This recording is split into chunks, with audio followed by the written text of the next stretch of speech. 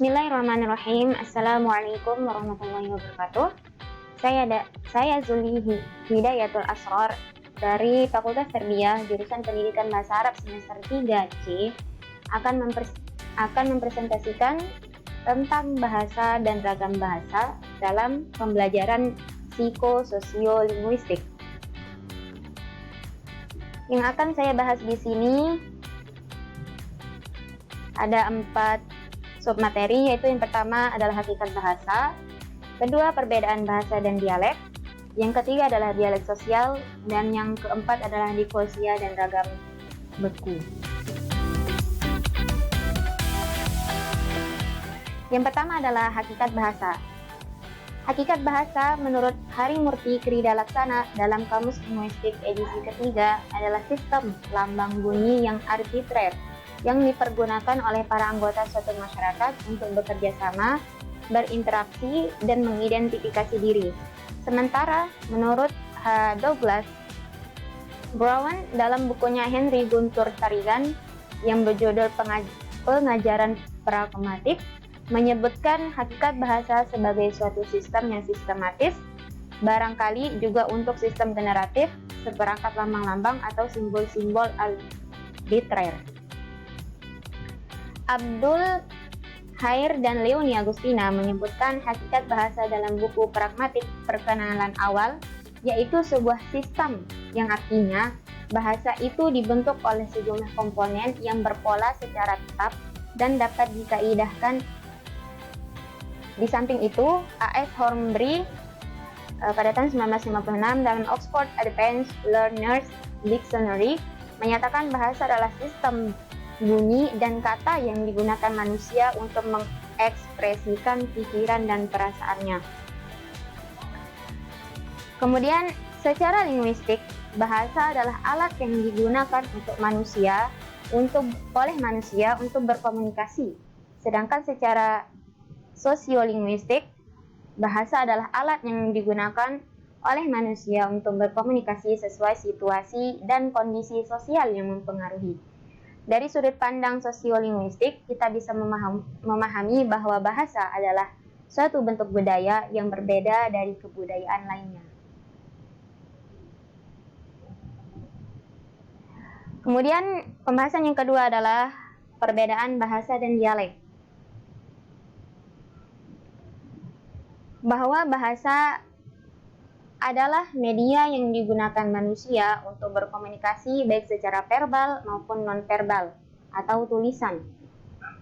Bahasa juga dikatakan sebagai sistem lambang bunyi untuk menyampaikan ide dari seorang penutur kepada orang lain atau lawan tutur dan untuk berinteraksi oleh suatu masyarakat. Contohnya adalah bahasa Jawa dapat dikatakan sebagai bahasa karena memiliki struktur bahasa yang mantap dan digunakan oleh suatu masyarakat seperti di Jawa. Poin yang kedua adalah pada dasarnya bahasa memiliki fungsi-fungsi tertentu yang digunakan berdasarkan kebutuhan seseorang, yakni sebagai alat untuk mengekspresikan diri, sebagai alat untuk berkomunikasi, sebagai alat untuk mengadakan integrasi dan beradaptasi sosial dalam lingkungan atau situasi tertentu, dan sebagai alat untuk melakukan kontrol sosial.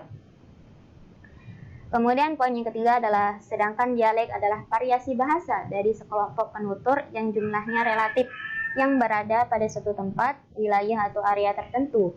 Karena dialek itu lazim disebut dialek areal, dialek regional atau dialek geografi. Selain itu, menurut Pojo Sudarmo pada tahun 1978, dialek adalah variasi sebuah bahasa yang adanya ditentukan oleh sebuah latar belakang asal si penutur. Nababan pada tahun 1886 menjelaskan bahwa idealek yang menunjukkan lebih banyak bersamaan dengan idealek yang lain dapat digolongkan dengan suatu kumpulan kategori yang disebut dialek. Besarnya persamaan ini disebabkan oleh letak geografis yang berdekatan dan memungkinkan komunikasi antara penutur-penutur dialek itu.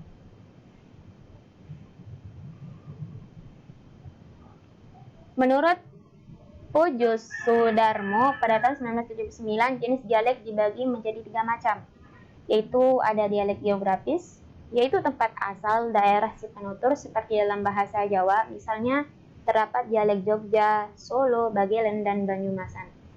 Kemudian yang kedua adalah dialek sosial, yaitu latar belakang tingkat sosial dari mana seorang penutur berasal.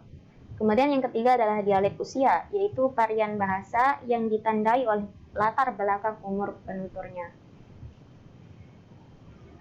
Sementara ciri-ciri dari dialek itu adalah pertama, merupakan seperangkat bentuk ujaran setempat yang berbeda-beda, yang memiliki ciri umum dan masing-masing lebih mirip sesamanya dibandingkan dengan bentuk ujaran lain dari bahasa yang sama. Kemudian yang kedua adalah dialek tidak harus mengambil semua bentuk ujaran dari sebuah bahasa. Kemudian pembahasan yang ketiga adalah tentang dialek sosial. Dialek sosial adalah latar belakang tingkat sosial dari mana seorang penutur bahasa. Dikatakan juga bahwa dialek sosial adalah dialek yang dipakai oleh kelompok sosial tertentu atau yang menandai strata sosial tertentu, misalnya dialek remaja.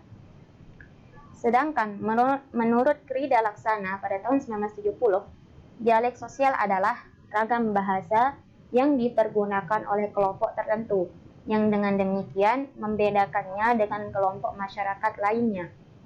Ragam dialek sosial yang memperlihatkan ciri-ciri yang sangat khusus dikenal dengan nama argot atau slang. Dialek sosial ini dibedakan menjadi dialek sosial tingkat tinggi, menengah, dan merendah. Bahasa yang digunakan dalam berkomunikasi pada masing-masing tingkatan itu berbeda. Bahasa yang digunakan tingkat sosial tinggi biasanya menggunakan bahasa yang halus atau kerama alus. Kemudian, dialek sosial disebut juga sosiolek, yaitu variasi bahasa yang berkenaan dengan status, golongan, dan kelas sosial para penuturnya.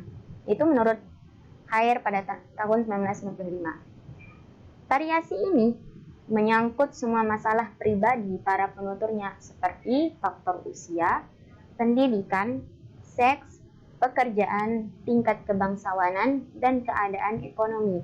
Melalui perbedaan-perbedaan golongan tersebut dapat terlihat variasi bahasa yang digunakan pada para penutur.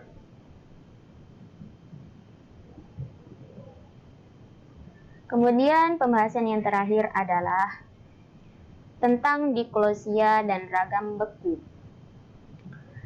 Menurut Ferguson dalam Al-Wasilah pada tahun 1985, diglosia adalah hadirnya dua bahasa baku dalam satu bahasa tinggi dipakai dalam suasana-suasana resmi dan dalam wacana-wacana tertulis dan bahasa rendah yang dipakai untuk percakapan-percakapan sehari-hari. Berdasarkan pendapat Ferguson tersebut, Al-Wasilah menekankan bahwa persoalan diglosia adalah persoalan dua dialek dari satu bahasa, bukan antara dua bahasa. Penutur pada masyarakat ujaran tertentu menggunakan dua ragam bahasa atau lebih dalam kondisi-kondisi tertentu, yaitu menurut Al-Wasilah pada tahun 1945. Sedangkan menurut Pisman dalam Sumarsono pada tahun 2004, diglosia adalah objek sosiolinguistik yang mengacu pada pendistribusian lebih dari satu ragam bahasa atau bahasa yang melayani tugas-tugas komunikasi yang berbeda dalam satu masyarakat. Diglosia mengacu kepada perbedaan linguistik bagaimanapun bentuk dan wujudnya, mulai dari perbedaan gaya dalam suatu bahasa sampai kepada penggunaan dua bahasa yang sangat berbeda. Berdasarkan pengertian diglosia menurut Pisman tersebut, dapat disimpulkan bahwa diglosia adalah situasi di mana pada suatu masyarakat tutur terdapat pembagian fungsi dan ranah penggunaan bahasa. Sedangkan ragam beku atau frozen ialah ragam bahasa yang paling formal dan digunakan dalam situasi-situasi dan upacara khidmat atau resmi, misalnya dalam upacara kenegaraan, tata cara pengambilan sumpah, dan sebagainya. Contoh dalam bentuk tertulisnya seperti akta notaris, surat-surat keputusan, dokumen-dokumen bersejarah atau berharga seperti Undang-Undang Dasar, ijazah, naskah-naskah perjanjian jual beli, dan sebagainya. Disebut ragam beku karena pola dan kaidahnya sudah ditetapkan secara mantap dan tidak boleh diubah. Bahkan tekanan pelafalannya pun tidak boleh berubah sama sekali. Bahasa yang digunakan dalam ragam ini berciri super formal. Oleh karena itu, seseorang tidak boleh begitu saja mengubah karena memang sudah ditetapkan sesuai ketentuan yang berlaku. Selain itu, bahasa beku sudah lazim digunakan dan sudah terpatri lama sehingga sulit sekali diubah. Bentuk ragam beku ini memiliki ciri kalimatnya panjang-panjang, tidak mudah dipotong atau dipenggal, dan sulit sekali dikenal ketentuan tata tulis dan ejaan standar. Bentuk ragam beku seperti ini menuntut penutur dan pendengar untuk serius dan lebih memastikan apa yang ditulis atau dibicarakan. Oke, cuma itu pembahasan dari saya. Thank you for your attention. Semoga bermanfaat. Assalamualaikum warahmatullahi wabarakatuh.